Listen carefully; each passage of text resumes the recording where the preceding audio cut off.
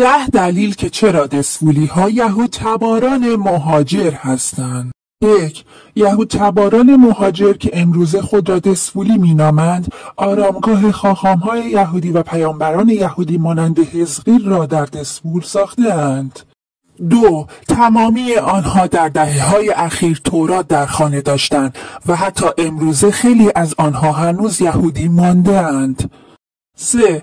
آنها مراسمات یهودی زیادی مانند برپایی نماز جماعت برای امام زمان را در رسومات خود دارند، چرا که آنها اعتقاد دارند مادر امام زمان یهودی بوده است. 4. در دهه‌های اخیر دسفولی ها حاجت و آرزوهای خود را از حزقیل پیامبر یهودیان درخواست می‌کردند، چرا که در باور یهودیان حزقیل پیر زنده و معجزه‌گری است که حاجت‌های یهودیان را برآورده می‌کند. 5. صفت پولدوستی و خساست یهودیان هنوز هم در بین مردم دسفول به خوبی دیده می‌شود. 6. صفت درون آمیزی و ازدواج فامیلی بسیار در بین یهود تباران یا مردم دسفول قابل مشاهده است، چرا که یهودیان به خلوص و پاکی نجاتی و درون آمیزی اعتقاد فراوان دارند.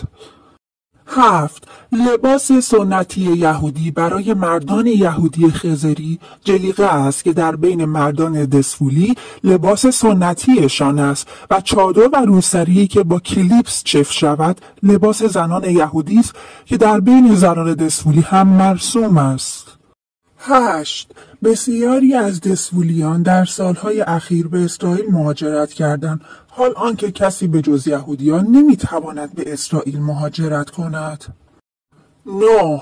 فامیلی شغل بین یهودیان رسمی است که از دیرباز برای پنهان کردن هویت یهودیشان بوده و مردم دسفول هم چون یهودی بودند نام شغلهایشان را به عنوان فامیلیشان انتخاب می‌کردند تا این گونه هویت یهودیشان مخفی بماند.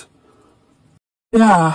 اکثر مردم دسفول صفتهای یهودی مانند عرب ستیزی و دشمنی با عربها را دارند که این به دلیل یهودی بودن آنهاست. همچنین آنها شغلهایی که بین یهودیان بیشتر مرسوم بوده مانند آهنگری، قالیبافی یا نجاری و نقاشی و تاجر فرش و ابریشم بوده اند.